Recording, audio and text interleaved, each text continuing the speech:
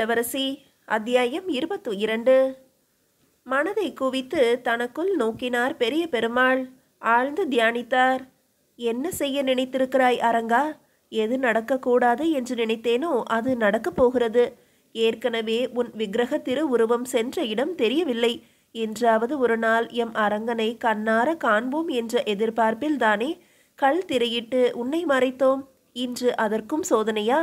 எல்லாம் நடப்பது உன்னால்தான் என்பது முழுமையாக எனக்கு புரிகிறது. இல்லையேல் எந்தவித சம்பந்தமும் இன்றி ஒரு இஸ்லாமிய இளவரசி இன்று என் முன்பு நின்றிருக்க மாட்டாள். உன்னை உயிருக்கு உயிராக நேசித்திருக்கவும் மாட்டாள். அவளை நேசிக்க வைத்ததும் நீயே என்பதை நான் அறிவேன். ஆனால் ஏன், எதற்காக? எங்களின் பக்தி பெரிதா, அவளின் நேசம் பெரிதா என ஆராய எங்களை சோதிக்க செய்கிறாயா? இருக்காது. உன் மீது நாங்கள் கொண்ட பற்று என்ன என்பதை முழுமையாக அறிந்தவன் நீ அல்லவா? பிறகு எதற்கு இத்தனை கொடுமையான ஒரு நாடகம்? இழந்தவை போதாதா? அல்லது இன்னமும் இழக்க தயாராகுங்கள் என்கிறாயா? உள்ளுக்குள் பதறினார் பெரிய பெருமாள். அரங்கனின் விழி மலர்கள் திறந்தன அவருக்குள். மெல்லியதோர் குளுமை பரவியது அவர் மனதில். சிறிய புன்னகை பரவசமாய் அவர் உடலெங்கும் பரவியது. காரணம் மெல்ல விளங்க ஆரம்பித்தது. ஓ, அதுவா? அதற்காகவா? இதை உணர்த்தவா இத்தனை சோதனை? அவர்கள் உணர்வார்களா? உன்னை உணரத்தான் இயலுமா அவர்களால்? கேள்விகள் எழுந்தன உள்ளுக்குள். உணர்வார்கள், உணர வைப்பேன். உள்ளிருந்து ஒரு குரல் ஒலித்தது. எப்படி? எப்படி அரங்கா? மனம் பதறியது பெரிய பெருமாளுக்கு. இதோ கண் முன்பு ஒருத்தி கதறி கொண்டிருக்கிறாளே, தெரியவில்லையா?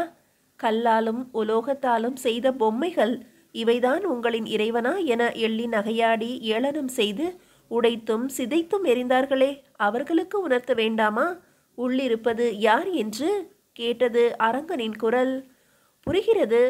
எவர் ஏளனம் செய்தாரோ அவர்களின் ஒட்டுமொத்த பிரதிநிதியின் மகளையே உன்னை தேடி அலைய வைத்திருக்கிறாய். உலோக விக்கிரகம், மண் பொம்மை என கேவலமாக பேசியவர்களை அவர்கள் வீட்டு பெண்ணை வைத்தே உன்னை நேசிக்கவும் செய்திருக்கிறாய். அதுவும் வெறும் விக்கிரகமாக மட்டுமே அவள் கண் முன்பு நின்று. அவள் மட்டுமே உன்னை உணர்ந்திருக்கிறாளே தவிர அவளை சார்ந்தவர்கள் புரிந்து கொள்வார்களா அரங்கா? புரிய வரும். தன் வலி அறிந்தவன்தான் பிறர் வலியை புரிந்து கொள்ள முடியும். விரைவில் அதையும் உணர்வார்கள் என்றது குரல். இதோ கண் எதிரே உன்னை மறைத்திருக்கும் கல் திரையை உடைக்கப் போகிறார்களே. உள்ளிருக்கும் உன் திரு உருவை சேதப்படுத்துவார்களே. எப்போதும் போல இப்போதும் மௌனமாகவே இருந்து வேடிக்கை பார்க்க போகிறாயா? தடுக்க முற்பட மாட்டாயா? ஒரு சிறு பெண்ணின் நேசத்திற்கு இத்துணை மதிப்பளிக்கும் நீ, உன்னையே கதியென்று நம்பியிருக்கும் எங்கள் அத்தனை பேரையும் மறந்துவிட்டாயா? கதறினார் பெரிய பெருமாள். நீயாக கூறும் வரை, நீயாக வந்து திரை உடைத்து என்னை வழிபடும் வரை நானாக வெளியே வந்து தரிசனம் எவருக்கும் தந்துவிடக்கூடாது என்று உறுதி வாங்கியது எவர் என்பதை யோசித்தாயா?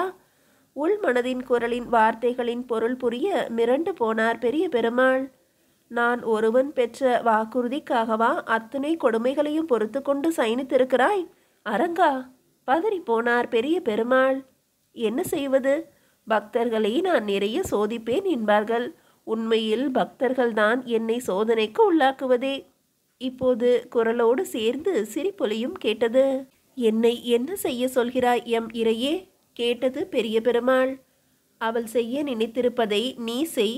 உள்ளிருந்து குரல் கட்டளையாக ஒலிக்க, கல் திரை என்னும் சுவற்றினை உடைக்க டெல்லி வீரர்கள் நெருங்க, சற்று பொறுங்கள் இளவரசி, நீங்கள் விரும்புவதை நாங்களே செய்கிறோம்.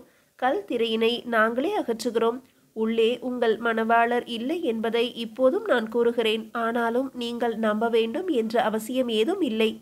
எங்களின் அரங்கனை நாங்களேதான் வெளிக்கொணர்வோம். அதற்கு அனுமதித்தே நீங்கள் தீர வேண்டும். மாற்று மதத்தவர்களான உங்களின் வீரர்கள் எங்களின் கருவறைக்குள் நுழைவதையோ எங்களின் இறைவனை சிதைப்பதையோ உயிர் இருக்கும் வரை அனுமதிக்க மாட்டோம். உங்களுக்கு தேவை கல் திரை உடைக்கப்பட வேண்டும். அதை நாங்களே செய்வோம். எம்பெருமானின் முதல் பார்வைப்படும் கொடுப்பினை உங்களுக்கு இருப்பதை தடுக்க நாங்கள் யார்? அத்தனையும் அரங்கன் செயல். அதை செயல்படுத்துவது மட்டுமே எங்களின் பணி. எனவே இந்த ஒரு பணியினை செய்ய எங்களை நீங்கள் அனுமதித்தே தீர வேண்டும், உறுதியாக கூறினார் பெரிய பெருமாள். நல்லது. எம் மணவாளரை தவிர உள்ளிருப்பது வேறு எதுவாயிரும் இவ்விடம் நான் இருக்க மாட்டேன் என்று உறுதியளிக்கிறேன். ஆனால் உள்ளிருப்பது அவர்தான் என்று உறுதியோடு என்னால் கூற முடியும். என் உணர்வுகள் அவரது இருப்பினை உறுதி செய்கின்றன. நீங்கள் வேலையை தொடங்கலாம் என்றாள் சுரதானி. அந்தணர்கள் குவிந்தனர். கல்திரை உடைப்பதற்கான ஆயுதங்களை தாங்களே ஏந்தினர். மெதுவாக ஒவ்வொரு கல்லாக உடைத்து அகற்றினர். மேல் வரிசையிலிருந்து மெல்ல மெல்ல உடைத்து கொண்டு வர அரங்கனின் சைன கோல தரிசனம் மெல்ல மெல்ல வெளிப்படலாயிற்று. முற்றிலும் அகற்றி இத்தனை நாட்கள் கழித்து தங்களின் மாமன்னனை திருவரங்க அரங்கனை கண்ட பரவசத்தில் அத்தனை பேரும் அரங்கா அரங்கா அரங்கா என்று கதற அக்குரல் திருக்கோவில் பிரகாரம் முழுவதும் பரவி வெளியிலிருந்த மக்களையும் சென்றடைய அவர்களும் அரங்கா அரங்கா என்று அலற திருவரங்கம் முழுமையும் அரங்க நாமமே காற்றில் பரவியது. அரங்கனை பார்த்த பரவசத்தில் தன்னை மறந்து போயிருந்தனர் பெரிய பெருமாளும் பஞ்சு கொண்டானும். உள்ளே ஓடி வந்த அந்த முதியவரின் கண்களிலோ கண்ணீர் பெருக்கெடுத்து ஓடிக்கொண்டிருந்தது. போதும் ஐயா, இது போதும். உம்மை கண்ணார கண்டுவிட்டேன். எடுத்துக்கொள்ளையா எம்மை என வாய்விட்டு அலறினார் அந்த பெரியவர். அந்தணர்கள் அத்தனை பேரும் கண் இமைக்காமல் அரங்கனையே அணு அணுவாக ரசித்து கொண்டிருந்தனர். அரங்கனின் தரிசனத்தால் விண்ணும் மண்ணும் வீசும் காற்றும் கூட பரவசத்தில் திளைத்தன. ஆனால் ஒரே ஒரு இதயம் மட்டும் தேடி வந்ததை காணவில்லையே என தவித்தது. கண்கள் இங்கும் அங்கும் நிலை கொள்ளாமல் தவித்தன. கண்ணீர் திரை போட முயன்றும் இயலாமல் ஆராய் பெருகி கன்னங்களை நனைத்தன. உடல் பதறியது. இங்கும் இல்லையா? எங்கு சென்றீர் எம் மணவாளரே என ஆன்மா அலறியது. நான் இங்குதான் இருக்கிறேன் என உள்ளிருந்து ஒரு குரல் ஒலிக்க மறுபடியும் உன்னிப்பாக கருவறையினை அதில் இருக்கும் அரங்கனை உற்று கவனித்து உணர முற்பட்டாள் சுரதானி. மீதியை இறுதி அத்தியாயத்தில் காணலாம். இறுதி அத்தியாயம் 23. ஏதோ ஒரு உருவம் சயன கோலத்தில் இருப்பது தெரிகிறது. இதுதான் இவர்களின் இறைவனா? அரங்கன் என்று சொல்கிறார்களே, அது இதுதானா? முகம், தோள், கைகள், மார்பு, இடை, தொடை என ஒவ்வொரு இடமாக தன் பார்வையை நகர்த்தி கொண்டே வந்த சுரதானிக்கு திருவடிகளை கண்ட அம்மாத்திரத்தில் மட்டும் பார்வை நிலைத்து போய் நின்றது. திருவடிகள் இருந்த இடத்தில் அவளது அழகிய மணவாளர் உருவம் கண்ணில் தோன்றி போக கண்களை கசக்கி கொண்டு மறுபடியும் பார்த்தாள். இம்முறை திருவடிகள் தெரிய இமைத்து மூடும் முன்பு அதே இடத்தில் அழகிய மணவாளர்.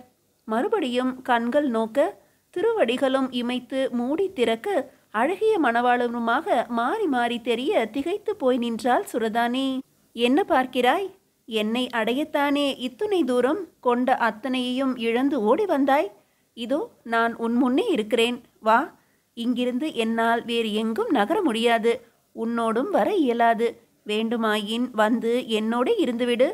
கட்டளையாக ஒரு குரல் கருவறையிலிருந்து ஒலிக்க, உங்களோடு நான் இருக்க வேண்டும் எப்போதும் என்பதுதான் என் லட்சியமே தவிர நீர் எங்கிருக்கிறீர் என்பது முக்கியமல்ல. எங்கு இருப்பினும் நானும் உம்மோடே இருப்பேன். தினம் தினம் உம்மை நேசித்து கொண்டே இருப்பேன் என்றது சுரதானியின் மனம். பிறகென்ன தயக்கம்? என் பொருட்டு எல்லாவற்றையும் இழந்து என்னை தேடி வந்த உன்னிடம் இனி இழப்பதற்கு என்று இருப்பது உன் உடலும் உயிரும்தான். அவை இரண்டும் இழந்தால்தான் என்னை அடைய முடியும். உடலை மண்ணுக்கும் உயிரை விண்ணுக்கும் தானமாக தந்துவிட்டு நேசம் என்ற அந்த உணர்வோடு மட்டும் வா. என்னை அடைந்து விடலாம். எப்போதும் என்னோடு இருக்கலாம். எப்போதும் போல நேசித்து கொண்டே இருக்கலாம். உள்ளிருந்து அந்த குரல் மறுபடியும் ஒலிக்க சுவாசமெல்லாம் துளசியின் வாசம் நிறைந்தது. உள் நுழைந்து உடல் முழுவதும் பரவியது. இதுதான், இவர்தான் என் அழகிய மணவாளர். இவர்தான். முதலாக அவரை கண்டபோது தோன்றிய அதே உணர்வுகள் இப்போதும் என்னுள் ஊற்றெடுக்க ஆரம்பித்துவிட்டன. இதுதான் அவர். இந்த உணர்வுதான் அவர். விக்கிரகம் என்ற உருவம் மட்டுமல்ல, திருவடிகள் என்ற அவயம் மட்டுமல்ல அவர். இவை இரண்டும் காட்டும் அந்த உணர்வுதான் அவர். உடல் நீங்கியும் உயிர் தாண்டியும் நிற்கும் உணர்வு எம் மணவாளர். புரிந்தது. உம்மை அடையும் வழியும் புரிந்தது. இதை புரிய வைப்பதற்கா என்னை இத்தனை அலைக்கழுத்தீர் எம் மணவாளரே? வருகிறேன். உம்மோடு இருக்க வருகிறேன். உம்மை அனுதினமும் நேசித்து கொண்டிருக்க வருகிறேன். இனி யாராலும் என்னை உம்மிடமிருந்து பிரிக்கவே இயலாது. வருகிறேன் மணவாளரே, என்னை ஏற்றுக்கொள்ளுமையா. சுரதானியின் மனம் கதறியது. உடல் பதறியது. உள்ளிருக்கும் உயிர் வெளியேற முயற்சித்தது. உடலின் அத்தனை நரம்புகளும் வலியை சுமக்க முடியாமல் கதறின. வேண்டாம் வேண்டாம் என உடலின் தசைகளும் ஓடும் குருதியும் கூட கெஞ்சின. எதையும் பொருட்படுத்தாது உயிர் விண்ணை நோக்கி வெளியேற, உடல் மண்ணை நோக்கி தலை சாய, கீழே விழுந்தாள் சுரதானி. அவளது பார்வை மட்டும் அரங்கனின் திருவடிகளிலேயே நிலைக்குத்தி நிற்க, உதட்டில் உறைந்த ஒரு புன்னகை. தேடி வந்ததை அடைந்துவிட்டேன் என்ற ஒரு தெளிவு அவள் முகத்தில். நேசம் எனும் உணர்வு மட்டும் அரங்கனின் திருவடி நிழலில் சரணாகதி அடைந்தது. அதே நேரம் திருமலை நோக்கி பயணித்து கொண்டிருந்த பின் சென்ற வள்ளி தன் மார்போடு அணைத்திருந்த அழகிய மணவாளர் விக்கிரகத்தில் ஏதோ ஒரு விவரிக்க முடியாத அதிர்வை உணர்ந்தாள். வழக்கமாக தெரியும் புன்னகையின்றி முகமானது இறுகி கிடப்பதாக உணர்ந்தாள். ஏதோ நடந்துவிட்டது என்று உள் மனது எச்சரிக்க, தற்போதைய கடமை மணவாளரை காப்பதுதான் என்ற உறுதியான எண்ணத்தோடு முன்னோக்கி நடந்தாள். இளவரசி சுரதானி விழுந்ததைக் கண்டு பதறிய பெரிய பெருமாள் அவளை நோக்கி பதட்டமாக நகர முற்பட, அவளை நான் ஆட்கொண்டேன், அவள் என்னவள் என்று அரங்கனின் குரல் உள்ளிருந்து உத்தரவாக ஒலித்தது அவருக்குள். அதிர்ந்து போய் அரங்கனை பார்த்தவாறே நின்றார் பெரிய பெருமாள். ஆட்கொண்டீரா? மாற்று மத இளவரசியையா? இத்தனை எளிதாகவா? எதை கொண்டு இத்தனை பெரிய கொடை அருள் நீர்? இத்தனை ஆண்டுகளாய் நின் பதமே உலகு என சேவை செய்திருக்கும் எங்களுக்கெல்லாம் கிடைக்காத பாக்கியத்தினை எப்படி இத்தனை எளிதாக அருளிவிட்டாய் அரங்கா? அவள் கொண்ட நேசம்தான் காரணம் எனில் நாங்கள் கொண்ட பக்திக்கு என்ன குறைவு? எதன் பொருட்டு அரங்கா இத்தனை பெரிய கொடை அவளுக்கு? மனதிற்குள் எழுந்த அத்தனை கேள்விகளுக்கும் விடையளிப்பான் அரங்கன் என்ற எதிர்பார்ப்போடு நோக்கினார் அரங்கனை. அரங்கனின் திருமுகத்து புன்னகை 1000 பதில்களை சுமந்து கொண்டிருந்தது புரிந்தது. சுரதானியின் தளபதி பரபரத்தான். உடன் வீரர்களுக்கு தகவல் அனுப்பினான். 2 வீரர்களை டில்லி நோக்கி விரைய வைத்தான். நடந்ததை கூற இளவரசியின் உடலை டில்லி எடுத்து வருவதாக தகவல் அனுப்பினான். அடுத்து என்ன நேரும் என்று திருவரங்கமே தவித்து போயிருந்தது. மனமும் உடலும் தளர்ந்து போக, நடந்த அத்தனை விஷயமும் பெரும் அதிர்ச்சியையும் சோர்வையும் தர, வெளியில் வந்து ஒரு மண்டபத்தின் ஓரமாக இருந்த படிக்கற்களில் அமர்ந்தார் பெரிய பெருமாள். அவரை நோக்கி நடந்தார் பஞ்சு கொண்டான். ஐயனே, என்ன இது சோதனை? ஏன் இப்படி ஆயிற்று? கருவறை வாயிலிலேயே மரணமுற்றிருக்கிறாள் ஒரு இளம் பெண், அதுவும் மாற்று மதத்தவள், டில்லி பேரரசின் இளவரசியும் கூட என்பதுதான் பெரும் சோதனை. நமது அழகிய மணவாளரின் உற்சவ மூர்த்தியை தேடி வந்தாள்.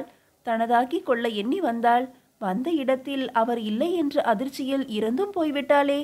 அத்தனை நேசம் சாத்தியம்தானா ஒரு விக்கிரகத்தின் மீது? எண்ணி பார்த்தும் ஒரு எல்லைக்குள் அடக்கவே இயலவில்லையே. இது ஒருபுறம் இருக்க, இனி திருவரங்கம் என்னாகுமோ என்ற பெரும் கவலைதான் எனக்கு. கல் திரையையும் உடைத்து அரங்கனையும் காட்டிவிட்டோம். அரங்கனை கண்ட பின்புதான் தன் பெண்ணின் உயிர் போனது என்று சுல்தானுக்கு தெரிந்துவிட்டால் அடுத்து என்ன செய்வான் என்பதை நினைக்கவே உடல் நடுங்குகிறது. மறுபடியும் ஒரு படையெடுப்பை தாங்குமா திருவரங்கம்? மீண்டும் இந்த புண்ணிய பூமியில் இரத்த ஆறுதான் ஓடுமா? வேதனையில் புலம்பினார் பஞ்சு கொண்டான். பஞ்சு கொண்டாரே, நீங்கள் கூறியதை விட அதிகமாகவே கூட நடக்கலாம், அல்லது எதுவுமே நடக்காமலும் போகலாம். இனி அதை பற்றி யோசித்து வருத்தப்படக்கூட நமக்கு தகுதி இல்லை என அரங்கன் முடிவெடுத்து விட்டான் போலும். இனி ஆவதும் அழிவதும் அவன் வசம் என்ற பிறகு அழுவதற்கோ துடிப்பதற்கோ ஏதும் இல்லை என்றார் பெரிய பெருமாள் விரக்தியாக. ஏன் இந்த விரக்தி பேச்சு ஐயனே? எது நடப்பினும் நீங்கள் இருக்கிறீர்கள் என்ற தைரியம் அல்லவா எங்களை செயல்பட வைக்கிறது. இப்படி பற்றில்லாமல் பேசுவது பயத்தை அல்லவா ஊட்டுகிறது. பயப்பட ஏதும் இல்லை. இனி அழகிய மணவாளரை தனதாக்கி கொள்ள வந்தால் அந்த டில்லியின் இளவரசி என்றுதான் நாம் நினைத்து கொண்டிருந்தோம். ஆனால் உண்மை அதுவல்ல. அவளை தனதாக்கி கொண்டு ஆட்கொண்டு அருளத்தான் இங்கு வரவழைத்தார் என்பதுதான் உண்மை என்ற பெரிய பெருமாளை நம்பவே முடியாமல் பார்த்தார் பஞ்சு கொண்டான். என்ன சொல்கிறீர்கள் ஐயனே? அழகிய மணவாளரை காணாத அதிர்ச்சியில், அவர் மீது கொண்ட காதலின் உச்சத்தில் அதிர்ச்சியில் இறந்து போனாள் என்றல்லவா நான் நினைத்தேன். ஆம், இனி உலகமும் அப்படித்தான் கூறும். அவளது கள்ளமற்ற அன்பை, மணவாளர் பால் அவள் கொண்ட நேசத்தை புகழும். ஆனால் அது மட்டுமே உண்மையல்ல. எதை பொய் என்று சொல்லி அவர்கள் சிதைத்தார்களோ, அதை காக்க நம் இறைவன் வரவில்லை என்று கேலி செய்தார்களோ, அதை வைத்தே அவர்களை காலம் முழுவதும் அழ வைத்திருக்கிறார் அரங்கன். மண்ணாலும் உலோகத்தாலும் ஆன சிலைகளிலும் சிற்பங்களிலும் கடவுள் இல்லை என மறுதலித்து பேசினார்களோ, ஏளனம் செய்தார்களோ, அதிலேயே அவர்களது இளவரசியின் மணாளனை காணச் செய்து அதன் பின்னேயே ஓடிவரச் செய்து உயிரை விட செய்திருக்கிறார் அரங்கன். இது அவர்களுக்கு புரிய வேண்டுமே என்ற பெரும் கவலைதான் எனக்கு என்றார் பெரிய பெருமாள். இது சரியா? நம் இறையின் பெருமைதனை உணர்த்த ஒன்றுமறியாத ஒரு அப்பாவி இளவரசியின் உயிர் பலி சரிதானா? கேட்டார் பஞ்சு கொண்டான். இது உயிர் பலி அல்ல, பெரும் கொடுப்பினை, முற்பிறவி கொடுப்பினை அவளுக்கு. காலம் காலமாய் அரங்கனையே நினைத்து அரங்கனுக்காகவே தன் வாழ்நாள் முழுவதும் சேவை செய்தாலும் அரங்கனே வந்து ஆட்கொண்டு அருளுதல் என்பது அத்தனை எளிதாக கிடைத்து விடுவதில்லை. உண்மையை கூறின் எனக்கே சற்று பொறாமைதான் அந்த பெண் மீது. ஆனால் அதற்கு அந்த பெண் தன்னை தகுதியாக்கி கொண்டாள் என்பதுதான் மிகப்பெரிய உண்மையும் கூட. புரியவில்லை ஐயனே. என்னவென்று தெரியாமல் மணவாளரை நேசித்தாள், அவ்வளவுதானே. அதில் என்ன பெரிய தகுதி? கேட்டார் பஞ்சு கொண்டான். என்னவென்று தெரிந்த பின்பும் நேசித்திருக்கிறாள். தனக்கான அத்தனையையும் துறந்திருக்கிறாள். இளவரசி என்ற பதவி, தில்லி சுல்தானின் மகள் என்ற பெயர், அதனால் கிடைக்கும் வசதியான வாழ்க்கை, புகழ் என அத்தனையும் வேண்டாம் என்று உதறிவிட்டு அல்லவா வந்திருக்கிறாள். எனக்காக மட்டுமே மணவாளர் என்று எண்ணாமல் அவருக்காக மட்டுமே என் வாழ்க்கை என்பதை தன் ஒவ்வொரு செயலிலும் காட்டியிருக்கிறாள். அதுதான் நேசம், அதுதான் பற்று, அதன் இறுதி வடிவம்தான் பக்தி. அதுதான் பக்தி என்பதை அறியாமலேயே அதனை தொடர செய்ததுதான் அவள் செய்த புண்ணியம், அவளுக்கான கொடுப்பினை என்றால் பெரிய பெருமாள். அவர் கூற வருவது என்னவென்று புரிய ஆரம்பித்தது பஞ்சு கொண்டானுக்கும். புரிகிறது ஐயனே, என்றாலும் என்னுள் எழுந்த ஐயம் இது கேட்காமல் இருக்க முடியவில்லை. அழகிய மணவாளரை காணாது ஒரு நாளும் விடியாது என்பதால் அவரை மீட்காமல் திரும்ப மாட்டேன் என சூளுரைத்து பல துன்பங்களுக்கு இடையில் அவரை மீட்டு திரும்பிக் கொண்டிருக்கும் தேவரடியார் பின் சென்ற வள்ளியின் பக்தியை விடவா இந்த இளவரசியின் நேசம் பெரிது என்று கேட்ட பஞ்சு கொண்டானை நோக்கி வாய்விட்டு சிரித்தார் பெரிய பெருமாள். சென்ற நிமிடம் வரை உங்களுக்கு இந்த சிந்தனை வரவில்லையே? சுரதானி என்னும் மாற்றுமத பெண்ணின் பக்தியினை கொண்ட நேசத்தினை பெரிதாக கூறியவுடன் உடன் பின் சென்ற வள்ளியின் பக்தியை ஒப்புமைப்படுத்துகிறீர்களா? கேட்ட பெரிய பெருமாளுக்கு பதில் கூற முடியாமல் தலை குனிந்தார் பஞ்சு கொண்டான். வருந்த வேண்டாம், தவறேதும் இல்லை தங்கள் கேள்வியில், இயல்பான ஒன்றுதான். ஆனால் இங்குதான் நாம் தவறுகிறோம். உலகை படைத்ததும் காப்பதும் அரங்கன்தான் என அறுதியிட்டு சொல்லும் நாம் அந்த மாற்று மதத்தினரையும் படைத்தது அரங்கன்தான் என்பதை மனதளவில் கூட ஏற்பதில்லை. காரணம், நம்முடைய உணர்வுகளை அவர்கள் மதிப்பதில்லை. மேலும் நம்மை விட அரங்கனுக்கு வேறு எவரும் நெருக்கமாகிவிடக் கூடாது என்பதில் உள்ள முனைப்புதான் காரணம் இதற்கு. அதிலும் மாற்று மதம் என்ற பின்பு ஏற்க முடியுமா என்ன? நீங்கள் கேட்ட கேள்விக்கு வருகிறேன். பின் சென்ற வள்ளியின் பக்தி தாய்மை என்னும் உணர்வினை ஒத்தது. மணவாளனை பிள்ளையாக பாவிக்கும் அவள் மனது. தனது பிள்ளையை எவனோ ஒருவன் தூக்கி சென்று விட்டான் என்றவுடன் எப்பாடு பட்டேனும் மீட்டுவிட்டு வருவேன் என்று புறப்பட்டது தாய்மை. அதன் விளைவாகவே பிள்ளையை தேடி அடைந்து மீட்டது அந்த தாய்மை. அதாவது மணவாளனை தேடி சென்று பணிந்தது அவள் பக்தி. சுரதானியின் விஷயம் வேறு. இது நேசம், எதையும் எதிர்பாராத பிரேமம். தனது வாழ்க்கையே மணவாளன்தான் என்று எடுத்த முடிவு. அவளும் தேடித்தான் வந்தாள் மணவாளனை. ஆனால் அதற்கு முன்பு தூய்மையான அவளது அன்பினை தனக்கு உரிய கருவியாக்கி கொண்டான் அரங்கன். அதற்காகவே அவளை ஆட்கொண்டும் அருளிவிட்டான். இதில் எவர் பக்தி சிறந்தது என்பது கேள்வி அல்ல. இரண்டில் எதன் வழி அரங்கனின் திருவடியினை அடைவது என்பதே நம்முள் இருத்தக்கூடிய கேள்வி என்றார் பெரிய பெருமாள். எல்லாம் சரிதான் ஐயனே. தன் மகள் இறந்ததற்கு காரணம் அந்த மணவாளர்தான் என்ற பின்பு சாதாரணமாக விட்டுவிடுவானா டில்லி சுல்தான்? தேடியதை அழிக்க முற்பட மாட்டானா? அத்தோடு போயிற்றா? இறந்தது இங்குதான் என்ற பிறகு இந்த திருவரங்கத்தை விட்டுவிடுவானா? பதைத்தார் பஞ்சு கொண்டான். எதிர்கொள்ளத்தான் வேண்டியிருக்கும், துன்பப்படத்தான் வேண்டியிருக்கும். நினைத்து பார்க்க இயலாத அளவிற்கு கொடுமைகள் நடக்கலாம். அத்தனையும் அரங்கன் செயல் என்ற பின்பு அவன் பார்த்து கொள்வான் என்று முழுமையாக நம்புவோம். ஆனால் ஒன்று உறுதியாக தெரிகிறது. அத்துணை விரைவாய் நம் அழகிய மணவாளர் திருவரங்கம் திரும்ப மாட்டார். ஆண்டுகள் பல ஆகலாம் அவர் திரும்ப. அதுவரை அவரை நினைவில் வைத்தாவது பூஜிக்க வேண்டியது மட்டுமே நமக்கு அளிக்கப்பட்ட கடமை. அதனை முழுமையாக செய்வோம்.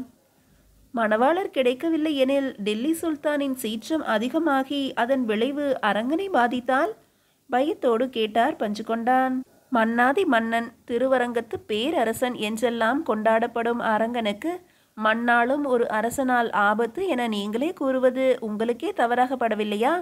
எதுவும் நடக்காது. வெறும் கல்லோ மண்ணோ விக்கிரகமோ அல்ல நம் அரங்கன். உள்ளுக்குள் பாயும் உணர்வு. அதனை அழித்துவிட எந்த மன்னனாலும் முடியாது. நாளை ஒரு காலம் வரும். அரங்கனால் ஆட்கொள்ளப்பட்ட சுரதானி இளவரசியை சேவிக்கும் காலமும் வரும். அரங்கனின் அடியார்களை சேவிக்கும் நம் போன்றோர் அரங்கனால் ஆட்கொள்ளப்பட்ட சுரதானியை அப்படியே விட்டுவிடுவோமா என்ன? இறையோடு கலந்தவளை இரையாக பார்க்கும் காலமும் வரும்.